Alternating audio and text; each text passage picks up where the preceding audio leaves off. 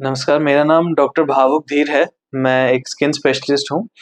मैं पहले RML hospital में था और अब मैं जानकी दास हॉस्पिटल में बैठता हूँ और मेरा अपना क्लिनिक है पटेल नगर में डर्माडेक्स नाम से। सर बात करेंगे आज दांत की प्रॉब्लम जो अक्सर हो जाती है, फिर क्या प्रॉब्लम है? दाँत की प्रॉब्लम देखिए बहुत आजकल फ्रीक्वेंटली फैली हुई है जिसमें फंगल इन्फेक्शन होने के कारण जांघों में और बगलों में खुजली के काफ़ी बड़े-बड़े गोल चकत्तेदार निशान बनते हैं जिसको हम दाँत बोलते हैं या फंगल इन्फेक्शन होता है। क्या ये आम बीमारी है सर?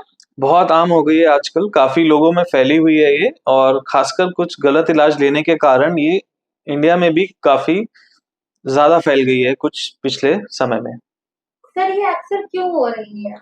ये इसका मूल कारण होता है एक फंगल इन्फेक्शन। इस फंगल को हम बोलते हैं डर्मेटोफाइट और ये एक से दूसरे में फैलता है कपड़ों से या टॉवल से या ऐसी चीज़ों के प्रयोग से जो आपस में शेयर करी जाती हैं, ये फैलता है। दांत से संबंधित क्या करना चाहिए और क्या नहीं करना चाहिए? सबसे पहली चीज़ जो हमें परेशानी दाँत से होती है, बहुत बेहद खुजली बनती है, लाल निशान बनते हैं। तो इस चीज़ को ठीक करने के लिए लोग आस-पास के केमिस्ट, लोकल स्टोर या किसी और की एडवाइस पे क्रीम लगा लेते हैं जिसमें स्टेरॉइड रहता है। क्वाड्रिडर्म, पैनडर्म इस तरह की क्रीम बहुत आम तरह से मिलती हैं केमिस्ट शॉप पे और वो लोग लगा लेते हैं। तो 2-3 दिन तो इससे आराम आ जाता है, लेकिन उसके बाद ये पूरे शरीर में फैल जाता है, बहुत बड़े-बड़े निशान बन जाते हैं और इसका इलाज बेहद मुश्किल हो जाता है। कैसे पता चलेगा सर कि ये अभी नॉर्मल है और या फिर ये ज्यादा बढ़ चुकी है? यदि वो ज़्यादा लाल हो रहा है, ज़्यादा खुजली बढ़ गई है उसमें और नई-नई जगह पे फैलता जा रहा है, इसका मतलब कि ये कंट्रोल से बाहर जा रहा है, तो आपको इस टाइम पे आके डॉक्टर को दिखाना होगा। इसका ट्रीटमेंट क्या है सर? इसका ट्रीटमेंट मूल रूप से एंटी फंगल दवाई होती है, जो खाने के लिए और लगाने के लिए दी जाती है।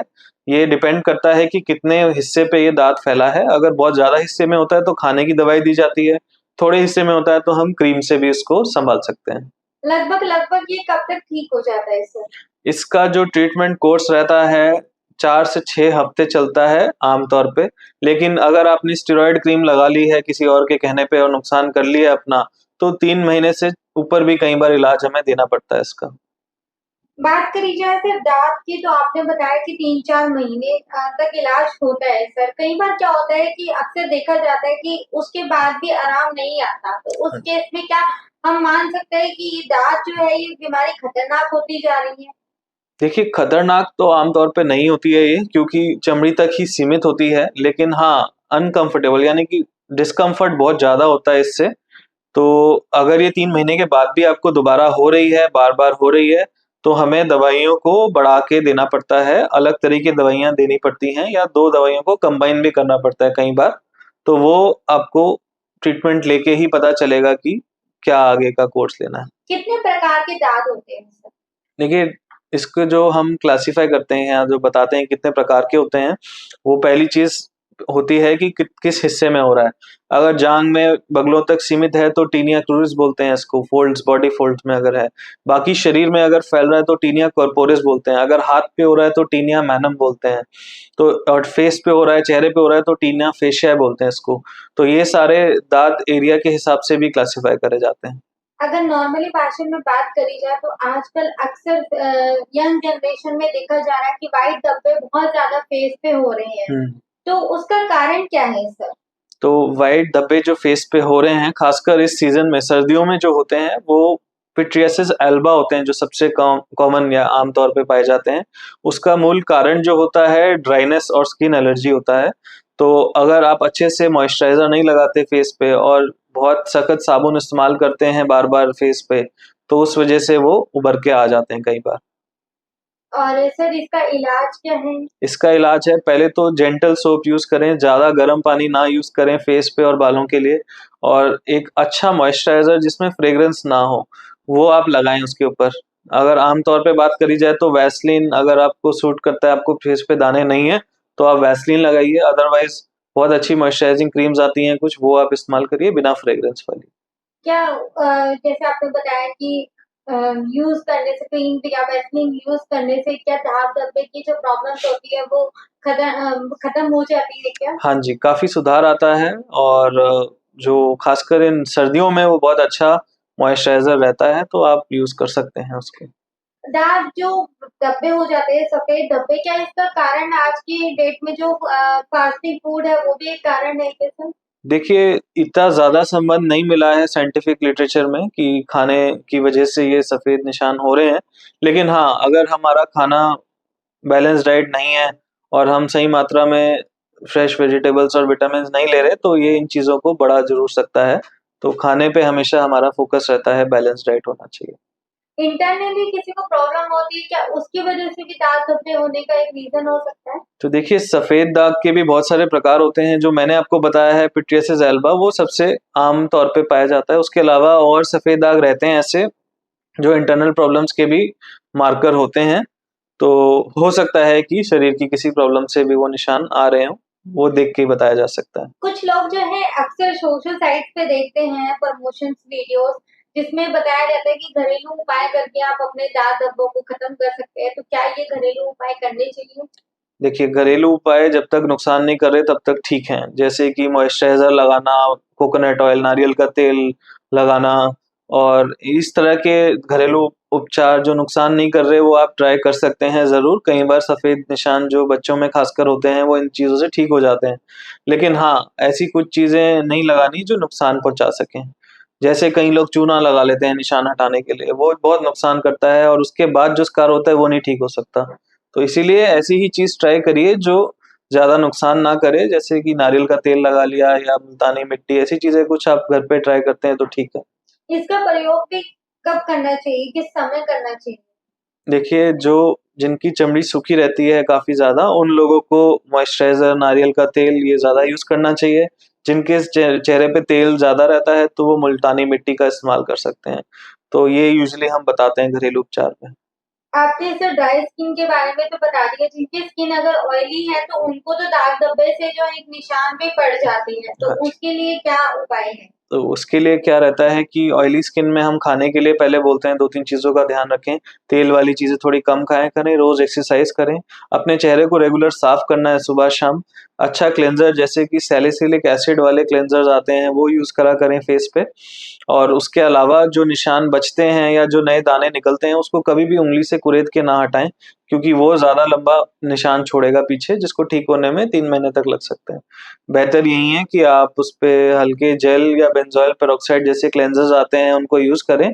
अगर आपको समझ नहीं आ रहा तो एक बार कंसल्ट करके ही अपना इलाज कराएँ, वो हमेशा बेटर होता है। सर, आपने अभी ये दाग धब्बे की बात बताई है, अक्सर अब ये भी समस्या सामने आ रही है कि लोगों का जो फेस है वो अक्सर कालापन आता जा रहा है, हुँ। जिसकी वजह से वो सही समय पे ठीक भी नहीं हो पा रहा है और कुछ डॉक्टर से कंसल्ट करने के बाद भी वो ठीक नहीं हो पाता है।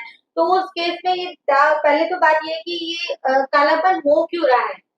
तो कालापन होने के बहुत सारे कारण होते हैं, बट आमतौर पे जो सबसे कारण रहता है वो टैनिंग या सन एक्सपोज़र रहता है। जो लोग लंबे समय धूप में रहते हैं, धूप में काम करते हैं और काफ़ी समय धूप का एक्सपोज़र रहता है, उन लोगों में परत दर परत स्किन में पिगमेंटेशन डिपॉज़िट होता रहता है, कालापन आता रहता है। तो उसको उससे बचाव करने के लिए तरीका रहता है कि आप सनस्क्रीन लगा के ही धूप में निकला करें।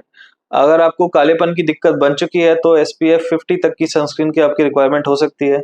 अगर आपको अभी कालापन नहीं बना है या बहुत हल्का है तो एसपीएफ 30 सनस्क्रीन भी काफ़ी रहता है ज़्यादातर लोगों के लिए।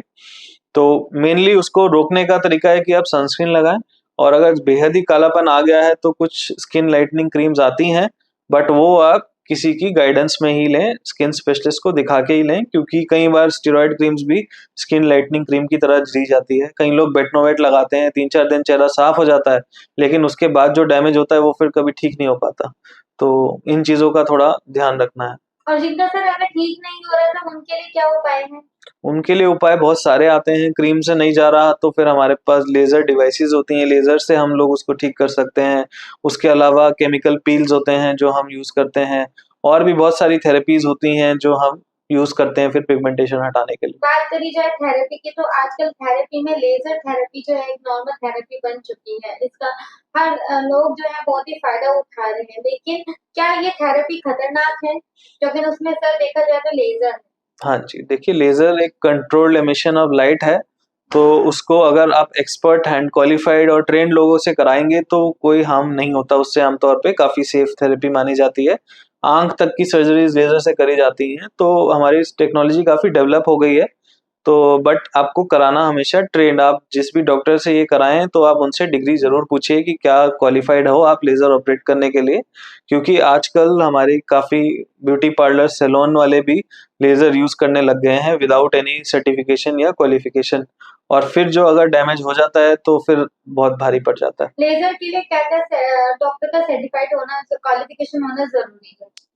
लेज़र किस फ़ील्ड में यूज़ कर रहे हैं, किस इंडिकेशन के लिए यूज़ कर रहे हैं, उस पे डिपेंड करता है। अगर आप स्किन पे लेज़र यूज़ करवा रहे हैं पिगमेंटेशन के लिए, स्किन लाइटनिंग के लिए या स्किन के हेयर कम करने के लिए लेज़र हेयर रिडक्शन करा रहे हैं, तो एक एमडी डर्मेटोलॉजिस्ट सर्टिफाइड डॉक्टर ही बेस्ट रहेगा आपकी इस ट्रीटमेंट को कराने के लिए।